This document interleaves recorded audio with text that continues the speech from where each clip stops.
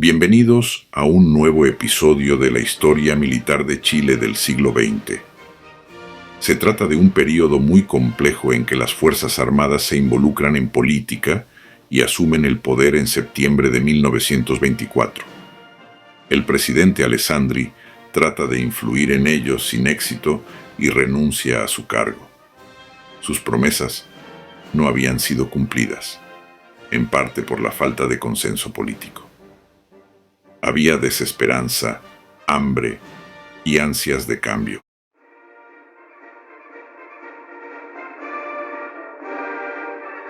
Las Fuerzas Armadas de Chile, pese a la tensión social existente, continuaron su desarrollo durante la década de 1920. En la Marina se realizó el primer raid de hidroaviones, la creación de la aviación naval y la instalación de la escuela de grumetes en la isla Quiriquina. El ejército, por su parte, asimilaba las experiencias de la movilización del año 20. Los militares enfrentaban serias dificultades económicas, al igual que la mayoría de los chilenos.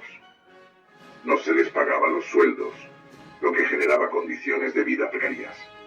El general Bartolomé Blanch recordaba que vivíamos como franciscanos.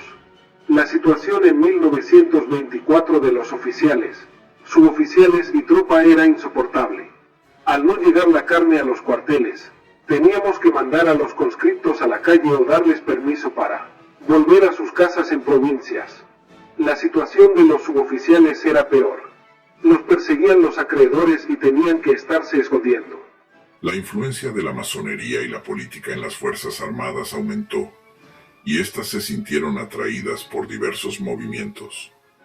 Políticos de distintos sectores trataban de influirlos para alcanzar sus fines. El comandante Arturo Ahumada recordaba: a los oficiales se les clasificaba de conservadores o liberales, ya fuera que asistieran a misa o no. Y más tarde, cuando la influencia de las logias se hizo sentir en el elemento militar y naval, denominaban radical a todo aquel que pertenecía a la masonería, ya que la mayoría de los radicales eran masones. A los que no pertenecían a logias y prescindían en absoluto de la politiquería se les denominaban dudosos. Este calificativo era importante al momento de decidir quiénes estarían a cargo de las elecciones. En febrero de 1921, un trágico episodio ocurrió durante una paralización en las oficinas salitreras de San Gregorio, donde trabajadores en huelga se enfrentaron con fuerzas del regimiento Esmeralda. Esto resultó en la muerte del teniente Buenaventura Argandoña Iglesias, cuyo cuerpo fue mutilado. La respuesta militar muy severa, ya que con ametralladoras atacaron a los rebeldes, dejando un saldo estimado de 68 a 140 muertos, según diversas fuentes. Este evento generó un fuerte apoyo mediático al gobierno, destacando su firmeza para mantener el orden. Sin embargo, para la izquierda, fue un claro ejemplo de represión brutal por parte del Estado e incrementó la percepción negativa hacia el gobierno y los militares, sumándose a la memoria de eventos anteriores. El presidente Arturo Alessandri Palma mantuvo una relación tensa con el Congreso, que a menudo criticaba en sus discursos durante visitas a cuarteles militares. Este mostró interés en mejorar las condiciones de las Fuerzas Armadas. Sin embargo, la falta de soluciones llevaron a un creciente malestar entre los militares, quienes comenzaron a considerar que la solución a sus problemas no vendría del sistema político, sino que requeriría acciones más decisivas.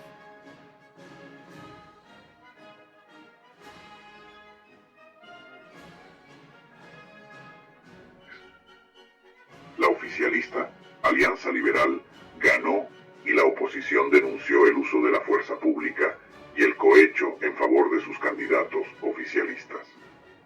Los procesos afectaron la moral de las unidades militares. Se pensaba dentro de las filas que si la política no hubiera involucrado a los oficiales, estos no habrían interferido en asuntos políticos.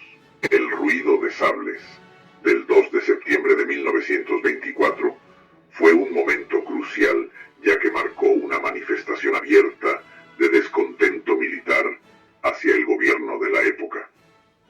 Los oficiales del ejército, preocupados por las condiciones económicas y las decisiones políticas que les afectaban directamente, decidieron asistir al Congreso para presenciar el debate sobre una dieta parlamentaria.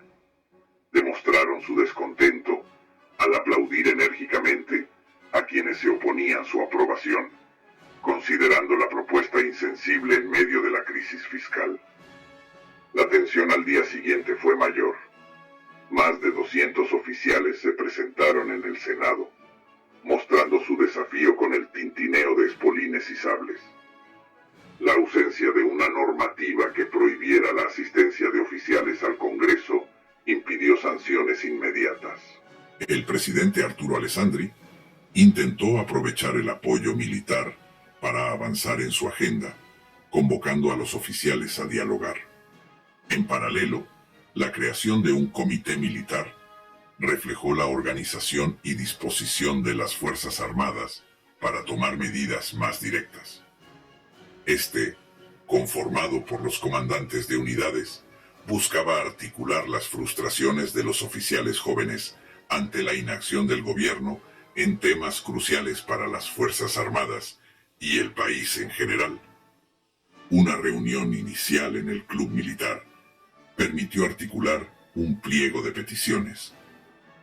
Este, redactado por el mayor Carlos Ibáñez del Campo, contenía demandas que iban desde la reforma de la Constitución y el veto a la ley de dieta parlamentaria, hasta aumentos salariales para las Fuerzas Armadas y la estabilización de la moneda. Las deliberaciones fueron rápidas y decididas. Con la aprobación de los generales Altamirano y Darnell, se creó un comité o junta militar más formal. Este comité no solo agrupaba a los comandantes de las unidades, sino que también incluía a oficiales subalternos. Asimismo, se invitó a la Armada, que jugó un papel crucial y complejo. El pliego de peticiones reflejaba urgencia y disposición a actuar más allá de lo consultivo, al dar un plazo de 24 horas para su cumplimiento. Esta presión hizo caer el gabinete, el que se reorganizó bajo la supervisión del comité militar. La Marina apoyaba a la Junta siempre que se actuara contra Alessandri y se cerrara el Congreso. Finalmente, el comité militar tomó el control del gobierno a través de una junta de gobierno conformada por el general Luis Altamirano, el almirante Francisco Neff y el general Juan Pablo Bennett, tras la renuncia de Alessandri y su exilio, la que se constituyó el 11 de septiembre de 1924.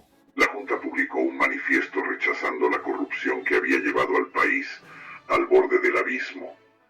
El movimiento, se afirmaba, es una respuesta a la miseria, la especulación y la inestabilidad que sufren las clases más vulnerables. Su objetivo, regenerar la República, erradicando la política corrupta. No pertenece a ningún partido ni se aspira al poder permanente.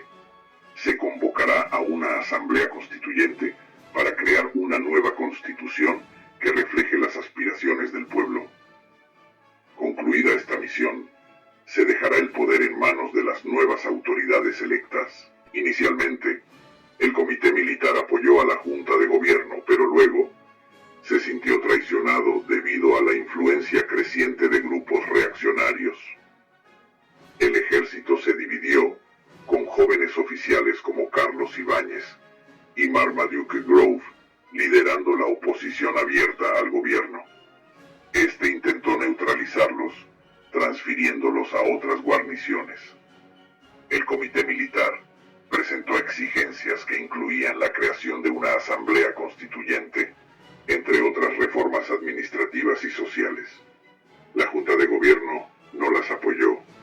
La Armada, al mando del vicealmirante Salustio Valdés, apoyó a la Junta de Gobierno, lo que generó una división interna en las Fuerzas Armadas. El comité militar se disolvió